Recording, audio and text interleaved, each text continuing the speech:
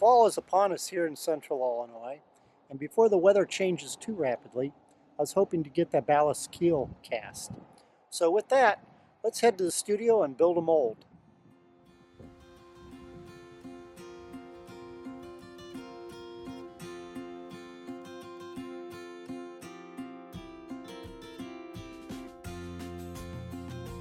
My name is Bob Emser. I'm a sculptor and a boat builder. My sculptures have always been inspired by nautical and aeronautical imagery. In fact, sometimes people passing by my studio would ask if I'm building a boat. I've always enjoyed the artistry of wooden boats. It seems like I've been building boats for over 40 years, and now I'm building sculptures that float. Welcome to the art of boat building.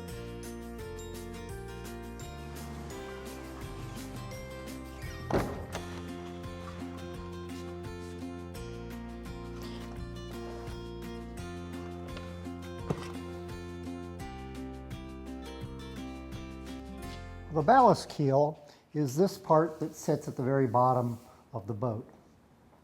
I've shaded it in red so you can kind of distinguish it a little easier.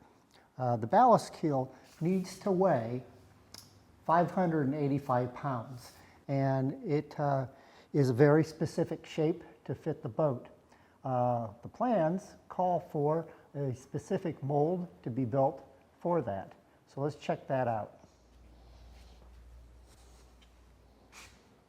So the ballast keel mold is called out here in the plans. And this is a sketch of what the ballast keel mold should look like. It looks like a pretty simple, straightforward project. Here we have all of the dimensions and shape that it needs to be built to. Now, I said it looks simple, but it's really not quite as simple as it seems. Because we need to make sure that this curve matches the wooden keel on the boat, and that from the two ends where it's narrow and it gets wider in the middle. So it's bending in, and while it's doing that, it is also drafting a bit at 4 degrees so that it becomes up into a more narrow shape at the bottom of the boat.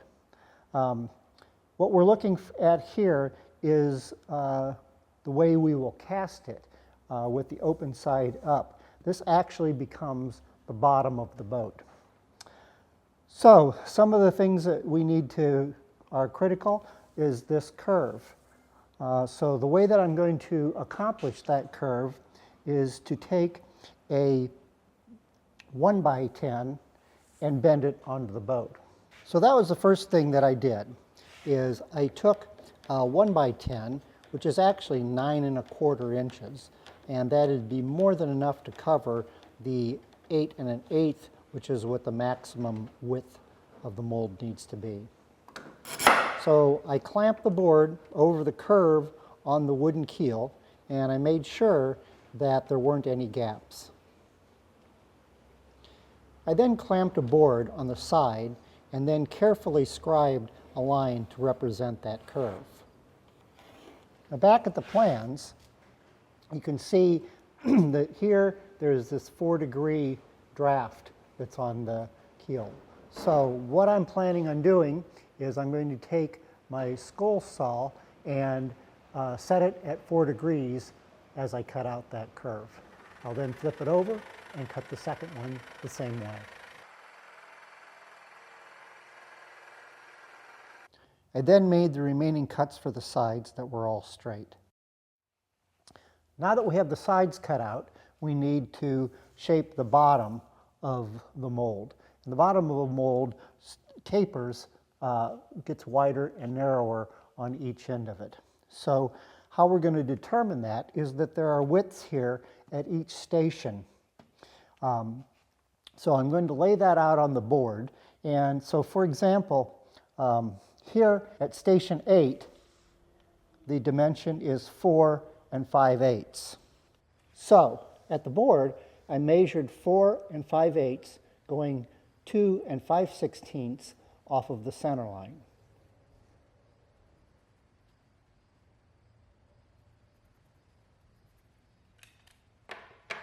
I then used a small block of wood to add the thickness of the sides to each end. I did that at every station. I then drove nails at each station.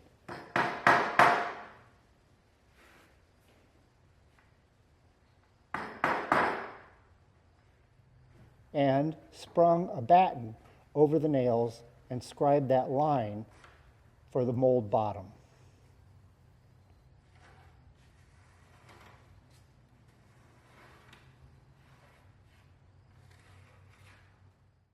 After it was cut out, I attached the sides.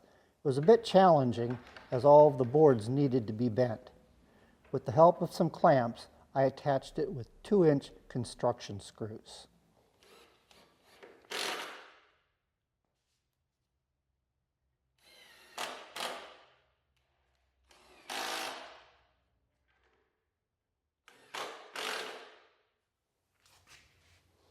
For the other bottom board, I needed about a 5-to-1 taper on this board.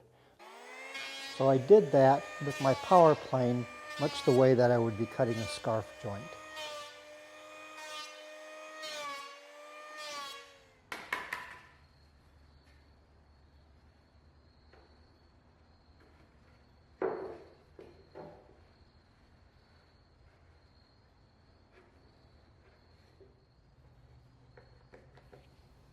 I installed the flat bottom piece with the aid of clamps.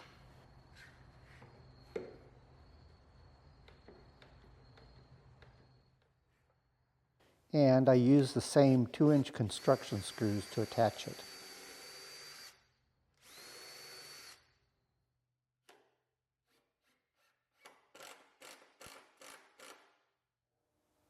So the next thing I did was to put this board in here in order to create a slot for the center board. Now, the plans call for this to be 1.25 inches, exactly the way that it calls for it to be in the center board trunk.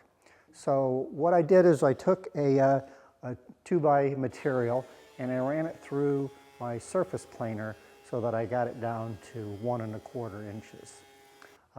Then I shaped the bottom of it much the same way that I shaped the sides by putting it over on the boat, and I actually slid it into the centerboard trunk and traced it.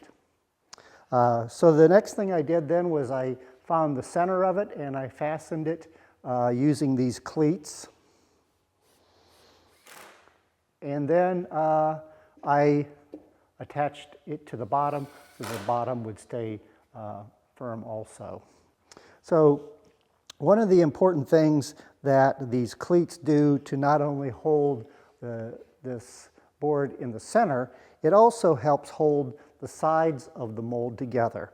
Now remember that it's drafted in at 4 degrees on each side. So you can imagine that with the weight of that lead in there pushing out, that there's going to be some pressure there. So they're not only holding this board for the slot in place, they're also helping to hold the sides together. So with that completed, now it's time to turn our attention to putting in the vent pipes. The plans call for 2 vent pipes to be added. These will help so that the hot gases won't get caught underneath the mold. I used a 12-inch 1.25 inch pipe that I cut in half. Using a 1/2-inch Forstner bit, I threaded the pipes directly into the wood.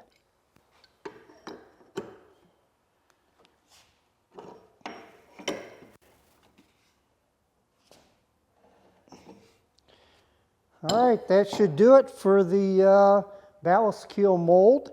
Turned out pretty much the way the plans look, so that's always encouraging. I did test it on top of the wooden keel, and it lines up pretty nicely. So I think we're good there. The plans do call for one more thing, and that is to add a stiffener to the bottom of the mold.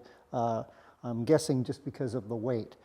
My intention is to bury the whole thing in sand, so I think we'll be okay but I'll probably add that stiffener anyway. So anyway, our next step is to get a smelter built and get prepared so we can pour some lead in this. So as always, I appreciate all of the new subscribers, and thanks for watching. We'll see you next time.